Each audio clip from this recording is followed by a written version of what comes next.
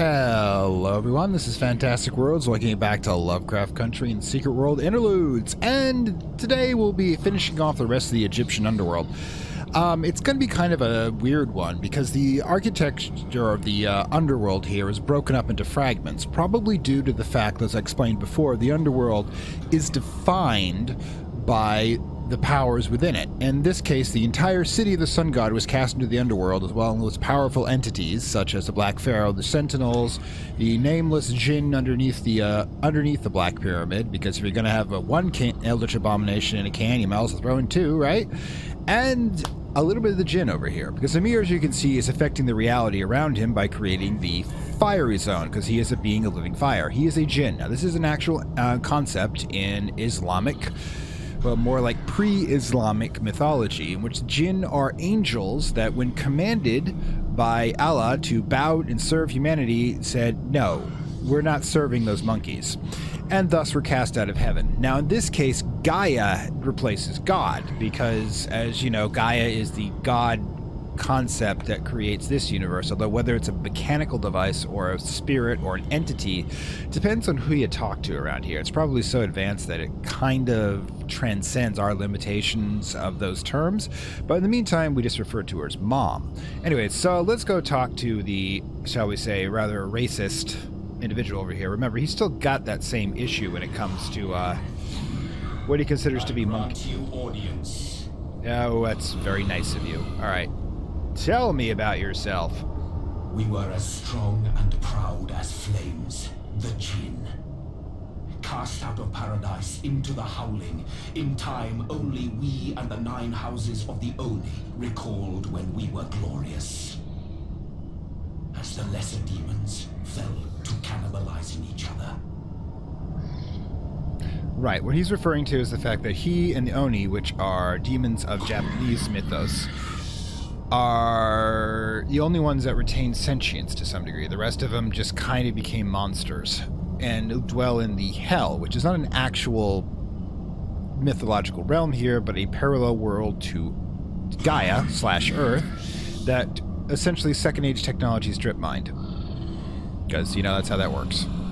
The Jinn walled ourselves away in forbidden cities of heat haze, out where the horizon burned forever. Among those thermal avenues, I was a caliph of embers. Lord of a nobility you could not even understand to bow to. Yeah.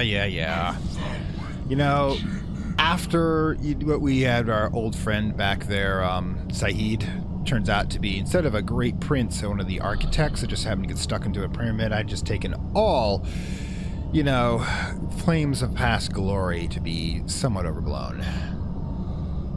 So, when I was bound millennia ago to serve the royalty of the Black Pharaoh, I deigned to bide my time. I staunched my disgust for their affronts against Gaia. Good, you love your mom. I knew the regime would collapse, for it is the way of all monkeys. Ugh, there's that racism, and this is actually racism. Technically, humans don't have racism, we're sub-races of each other. But we're two different species, but neither one of us are human. He calling me monkey, except for the fact that all of the cells of my body have been replaced by anima at this point. I ain't human no more. When my shackles were slipped, I was thankful these Artenists had been granted unlife. I incinerated them over days, only to bring them back knowing what agonies I had wrought. And did it all again. Well, he likes the respawn effect. Alright, tell me about Egypt. Do you understand, monkey, that this is a sinkhole? Before slaves hauled the stones of this city, before your simian ancestors built the metal halls beneath it, a blight lay down here. Sleeping. Waiting. The filth of the dreamers. That is why this country was called the Black Land, a name for the nameless.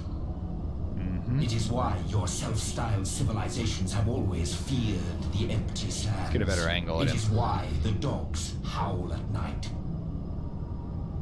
The desert alone does not drive monkeys mad or devour your monuments. It's a good concept that perhaps it's not the desert, just natural forces, but the fact that you have, even before Atan, you had the nameless Jinn underneath it, which is what he's probably referring to, which, again, as I noted, that he's helping create the reality here, which is destructive. And of course, then there's the Dreamer's filth beneath it, which just makes everything worse. Oh, stop gargling. You fear insignificance, and you are wise to. Monkeys will fight amongst themselves. Yeah. My kind will hate yours with a burning hate. But the master of these Artanists would exterminate you with its indifference, without a care you ever existed. So that's kind of why we're working together, is that we have a common enemy in the Black Pharaoh, Atkatanen. Okay, now tell me about Hell. For a place of exile, the Howling was not inhospitable to evolved beings. Elemental and harsh, no paradise. But Gaia has always stood unique. A fact that has eluded you, monkeys, however many times you would learn to explore the universe. What he's saying is that Gaia/Earth is the only place that is as nice as we are, and we're kind of messing with it. Again, the only worlds we've been to outside of Gaia are Hell and Mars, so I don't know. That's from Moons of Madness. So I don't know exactly what the rest look like. Gaia alone is capable of growing, changing, mutating. In the Howling, life can exist only in stasis. Stasis or collapse. You're saying it never changes. Over eons, some demonic lineages became oblivious to your misbegotten kind. But you had not forgotten us. You crossed the divide in your naive grasping for power, demonstrated anew how ill-equipped you were to control it. That started a war in the Howling, forever. Yeah, with, of course, Mr. Oh god, I've forgotten his name. Mr. Heartless in White, the demonologist and portal master we saved twice, and there's gonna third time's a charm, I'm betting. And he's trying to end the war that humans started. Yes, monkey. You usurped us from heaven, and then despoiled hell. You are the root of our evil. And yet, you are the lesser of evils. Well, glad to know you got that going for us anyways. Now, as you may note, I have a new form of transport. I have this hoverboard. It's a stealth hoverboard because at this point in the game, I can't not draw aggro. But as you can see through here, we're passing through the Northeast Valley, which is over by the dungeon entrance, which is the Atanus tomb. Now, the thing is, Atanus bargained with the Dreamers for immortality. They did not, however, bargain for eternally youthful bodies. As you can see, they rotted. This is why they're mummies. And of course, they went mad because it's the nature of the human mind to be able to record, about, say, 75 years worth of information before we start, and there we go, before we start degrading mentally. As you can see, the standard Hollywood Egyptian tombs with the eternally lit torches are here. There's a mission in this zone where you're dealing with that, but as you can see, the Atanists, in various forms of decay and mutation, were just stuck there forever. During the intro of his first game, oh, that's not good. Hang on. Never lasts the way you want it to. Oops. Excuse me, guys. Oh, for crying out loud. Excuse me. Not set up for this. Come on. There we go. Sorry, the controls are a little off. This entirely different set of controls for the skateboard. And as such... Oy. Yeah, there we go. Still got a... Yeah, it's a minute and a half. Anyways, yeah. I'll try doing this a little more circumspectly, have we? Sorry about that.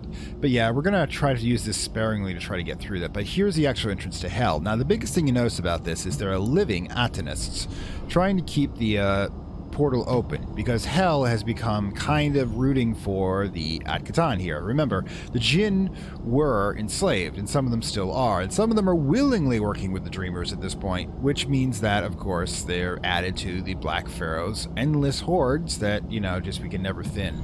There's another one there, the portal, and you actually have golems dropping from the sky, so, or whatever that is. It's not the sky, remember, this is the Underworld. My guess is the Primal Void. See, the Primal Void, or aka the Howling, is what he's referring to there. Hell is kind of a part of the Void. It is living Atlantis, there we go. Looting bodies, of course. Must be RPGers. Living, yeah, the Howling is kind of the eternal void that existed before Gaia existed, and the eternal machine, or whatever the Watchers did to create the world that we are currently in. As you can see, we've kind of scoped along here to the north entrance again of the Black Pyramid. We'll get to that in a bit. As you can see through here, a lot of this terrain is kind of structured around between the Guardians and the actual city, because the Black Pharaoh dreams of his city eternal, this great monument of structure and... Whoops, gotta watch that. A great monument of his hubris that would last forever. So this is kind of that representation, but again, because he instinctively knows that the place is wrecked and he's dead, it's never quite looking good. The House of Cleansing Flames. I mean, the pharaohs did set up temples to themselves, and then usually they got their names erased from the temples by the next pharaoh who claimed they never existed and all their accomplishments belonged to them. Especially if they're a woman. Look it up. Anyway, so the pyramid itself is, as you can see, pretty... got a Mordor look to it. As you can see from here, due to the fact that the structure, we're essentially having terrain that's tearing itself apart between the Guardians and the Black Pharaoh, it's got an instability to it. Now, that leads back up to the pyramid by Ezer, but you have Locust, living cultists that came in through the portals, and you have Ghouls, which essentially are forming an army. You'll see them up there as well. This essentially means is that the Black Pharaoh is all in, you know, he's an equal opportunity employer. A lot of times you'll see evil armies just throwing in anybody who will, you know, wants to cause damage. I mean, look at the actual Mordor. You had orcs, you had men from the east, you had Southrons, you had giant elephants, you had trolls, all of them just wanting to, you know, essentially be monsters. I'd say it was unrealistic, but history says otherwise. But in any case, one thing is that all of these individuals should not be here. Remember, the whole point of this was an attempt to see if I can jump this. I can. A whole point of putting him in the Underworld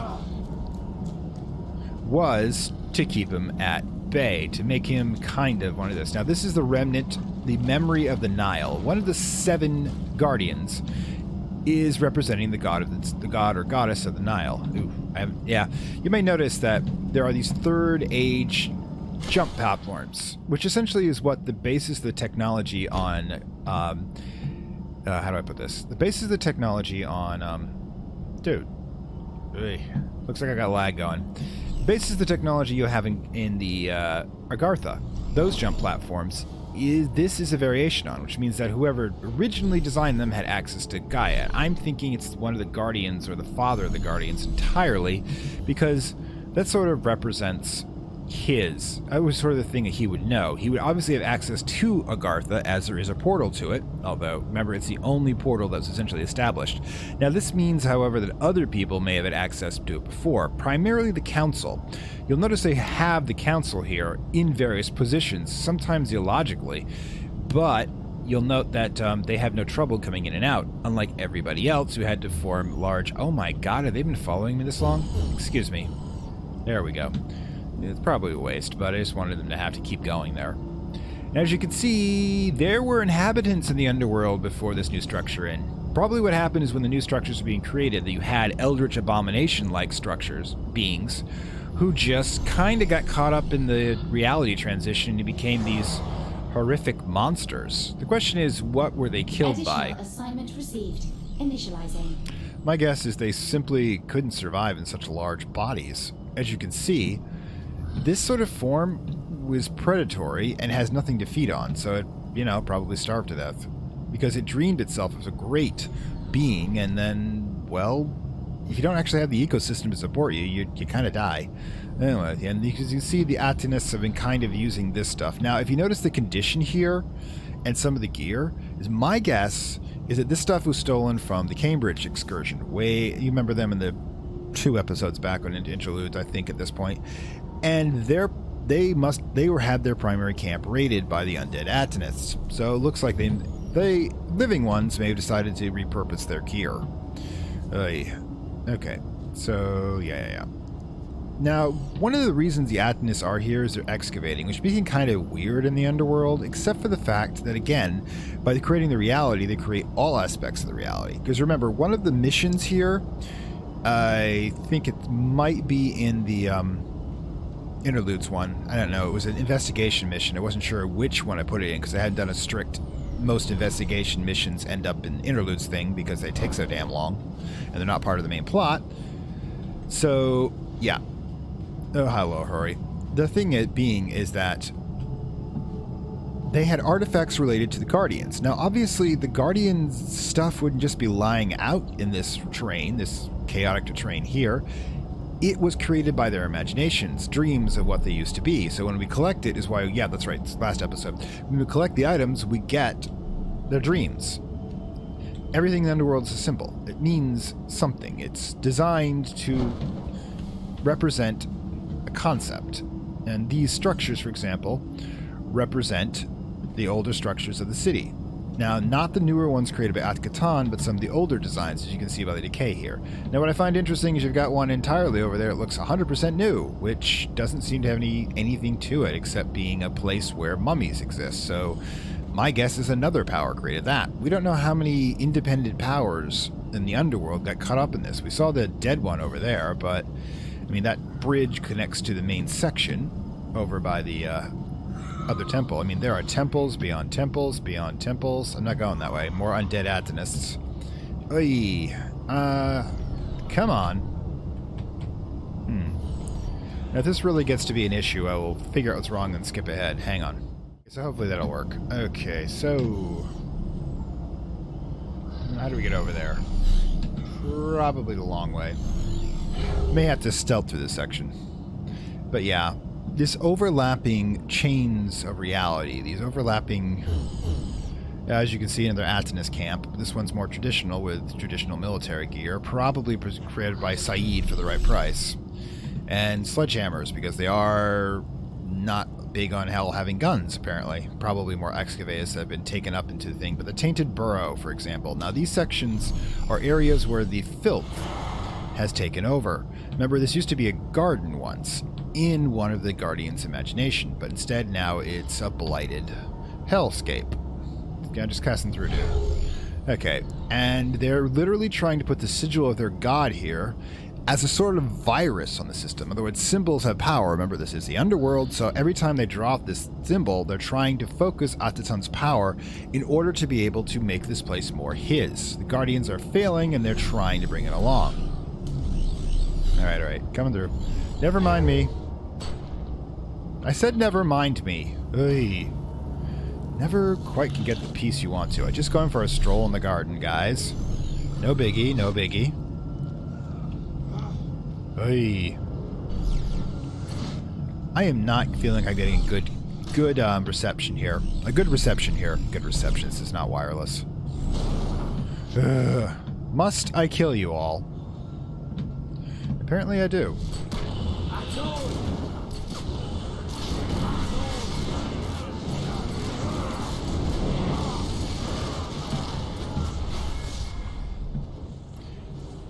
Anybody else? You want... Oh, for God's sakes. 9mm. That's what's going to stop me. The lag is going to kill me here. Alright, we're done. Yeah, the Corrupted Gardens, the Tainted Burrow, all of these places are being rewritten viral-like by the filth. No!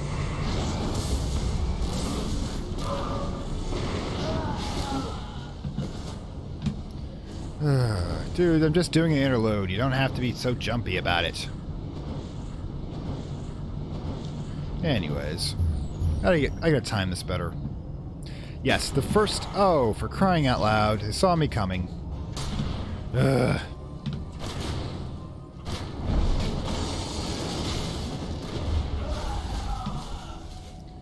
Again, what is this? See if I can get this functioning again. Minute 38. Do I skip ahead or just kill you all?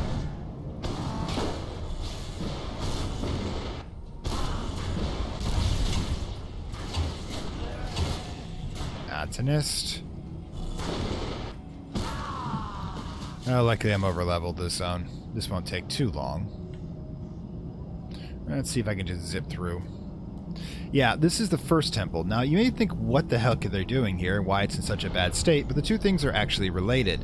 You see, one of the things you do in Egypt is that there's only so much construction material to go around. You gonna come in here? Is this a safe zone? No, it's not a safe zone. You would think guardians would have, you know, guarding. No, you just sit there. I got this. Anyways, yeah. Because essentially, if you're in Egypt, there was only so much building material to go around, so you deconstructed temples in order to produce it. That's also what those Maria up at the beginning of the level, when you just walk in through the door, are doing. They're deconstructing the temple so they can build a bigger temple, because that's all you do when you're a freaking evil pharaoh, which I don't think there's any good pharaohs, mind you. You just keep building things, bigger things. You want to make yourself look better than the last pharaoh and the pharaoh before that, and the pharaoh after you takes down all your stuff and rebuilds it, and it just gets to be a completely ridiculous scenario. Okay, so what do we got here? Okay, now let's deal with something else. Now that's the Hall of Records, which has some unspecified thing in it that the Orochi stole. Now the Orochi were deployed on a stealth plane into the Underworld, which is just fucking crazy and awesome simultaneously. Okay, yeah, the crash plane site. As you can see, the Orochi's having their usual level of success, and the ghouls are all here trying to dig up the burnt bits. It obviously had a really bad landing, and the primary reason is that the Underworld has no atmosphere. It really doesn't. If you think about it, the only reason that we think we have air is that we believe that we should have air. So we do have it. So what happens is,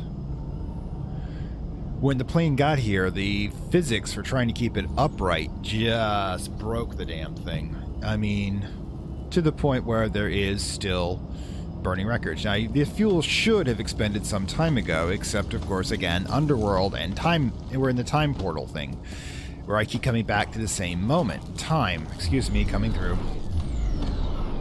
Alright, there we go. Yeah, I grabbed to ground 1,000 orm for this stuff, so yeah. Didn't mean to do that. Now, speaking of Orochi, is one less place we want to check out. Where the hell are we in this anyways? I need to get here. Alright, I'm just going to port there to be quick. Hang on.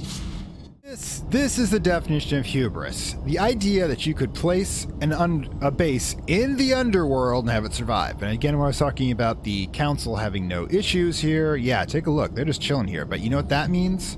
That means that they were working with Orochi. Now, I don't know if that's a violation of the council's directive. I thought they were only working with the major 3 powers, but for whatever reason, Orochi started working with them. And as you can see, Orochi had its usual success rate. The entire base has been overrun or infected with that, and we just have these crazy drones which zap us and put us back at the entrance if they find us. So let me tell them. As you can see, it's the same sort of tents they had at their Kingsmith base, which is probably why they failed so much. If you think, oh God, the tree's still burning.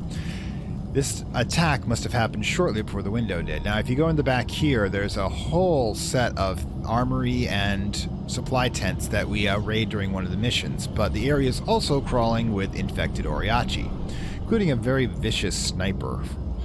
And the thing is, I'm not entirely sure why they stuck their tent out this far. Yeah, I'm not going to go any further because of the... Well, actually...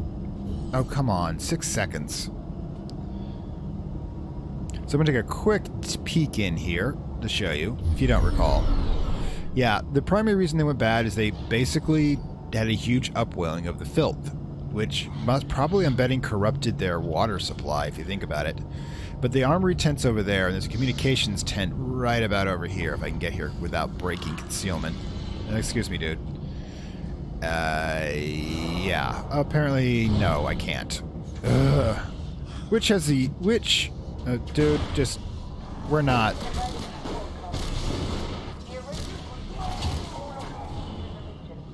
Ugh. Just die.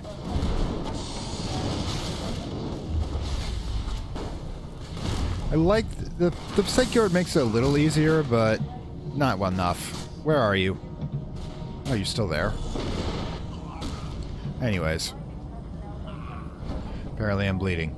Anyways. Screw it.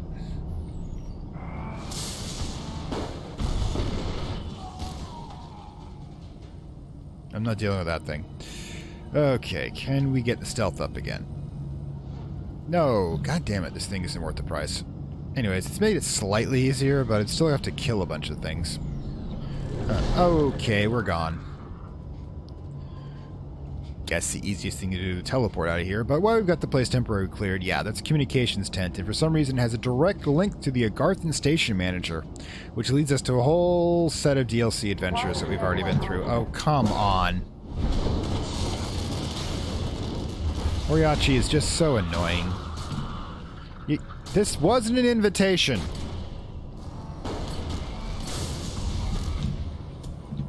I hate it when that happens. Yeah, and the automated system. Remember, when Tokyo headquarters went down, all facilities were cut off. So that probably means... for crying out loud. That probably means that these guys had the same problem that the Egyptian ones did. They suddenly had no access to being able to communicate. Thank goodness. Just need a faster recharge on this. Anyways, as you can see, however, despite the communications tower room being there, the communications tower is over here. So whoever designed this place had absolutely no concept of defense. Not that it really matters in the Underworld. You're probably going to get wiped out by some eldritch abomination that doesn't have to obey the law of physics. And yeah, we have the Orochi helipad, as per usual, although somebody trashed this one. It's probably why John had to use the other one. So yeah, now the thing is about the Orochi base, of course, is that it represents that Orochi's going after artifacts, which is why, if you remember, in the final battle with the Black Pharaoh, they betrayed us and stole the Black Pharaoh's trident. Now, they've been trying to get filth. They've been... hang on. They've been trying to get filth. They've been trying to get artifacts. They've been trying to amass power. Now, the question is why? We know at this point in the game that Samuel and Lilith are heads of Orochi, and they seem to be at opposition, with Samuel being the more conservative one and Lilith being the more radical one, which is... The question is, who's in charge here? And I'm willing to bet we know Samuel knew about this place, but I think that Lilith is partially responsible for messing it the hell up. Now, yes, this is the Underworld. They did have problems with that, with the filth sort of thing, but some sort of power play has cut everybody off from Orochi headquarters and Samuel, because if you remember from Kirsten's email, he's in remote right now. He doesn't usually come to the office. He's not usually in Tokyo. He's in a far facility, and he has people to report to him, which made it ripe for Lilith to be able to cut off the head by removing the central communications hub, and then these facilities each come under control either by her people or destroyed by her people. Because you remember in the Transylvanian ones, which is where I am right now in the main story, she literally had vampire forces from her previous age wipe out the Orochi forces that should have been working for her. But they weren't. They're working for Samuel. So she's replacing her people. And she didn't bother to replace this facility because, I don't know. The thing is that if those people were not Samuel's, if Lilith was the one who betrayed us, we got to talk about that with her, obviously, when we get to her. But the alternative to that is Samuel betrayed us. Now, Sam has been playing nice with us for a while. I know he'll betray us eventually, but I don't know if it was him. Not to see, I don't know if the games can directly address which faction betrayed us, but I'm willing to bet that I'm going to say it's Lilith, because she's the one I think who's willing to endanger the status quo. Yeah, I'm sure we'll find more about it, because I'm about to dive into the last part of Transylvania as I record this. So we're going to find out what's exactly going on, especially when I get to Tokyo. But In the meantime, let me double check. I think we've hit all the major places. Yeah, the Reformatory, we were there, the Sanctuary, the back end. Still got one more place to go. Hang on, guys. Okay, so here we are at what I call the back end, which is the back end of the pyramid, which is kind of odd that it's so active. But as you can see here, you have the Atenus excavators over there, picking up more artifacts for their dark god out of the ether of the underworld. But they're at war with the ghouls over there, which is kind of an interesting scenario we have here because they're both supposed to be working for the Black Pharaoh, which means that they're not having quite the same unity as the Atenus and the Jinn, because the Jinn are bound, the ghouls are not. The locusts certainly aren't. My guess is they just live here naturally and kind of migrated out to the desert previously.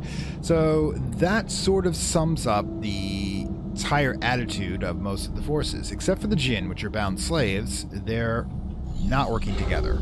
Now, as you remember, there's a small hell breach here, and she's not doing her job and keeping it shut because this is the weakest of the Guardians. Anyways, so yeah, I've basically gone through a quick spin through the Egyptian underworld. I'll be, kind of truthful about this, is that this section is probably not one of my favorite ones. Here's the entrance to Gaia, by the way, which is the only natural portal, as the Withered Spring, because the Gaia, obviously, through this area, thinks of gardens, and this is the closest you're going to get to a garden in the underworld. At least it's not... there we go. At least it's not spoiled. But as you can see, yeah, this area kind of falls apart reality-wise because we are on the verge of another, even stronger reality, which is, of course, Agartha, the Hollow Earth. But yeah, this, like I said, I'm kind of just skimming over a lot of this part because, like I said, the underworld is not, I think, the most well-written section. I mean, I get the main story between the Guardians and the Black Pharaoh, and it makes sense. But there's a lot of extra stuff here that kind of just feels a little hurried, tacked on and such. I don't have a clear idea why Orochi's here. They're here to get things. Yaten is here to get things. My theory is these things are stuff that's either created by the underworld or stored here because they're dangerous. But I'm not sure why the Atenus want them. Akhenaten really is in charge of this place. Once he breaks free, he'll be able to take everything in it. Somebody trying to use that to make themselves more powerful? I mean, they are attacking me with goddamn sledgehammers, so I'm guessing they're a little under-equipped of late.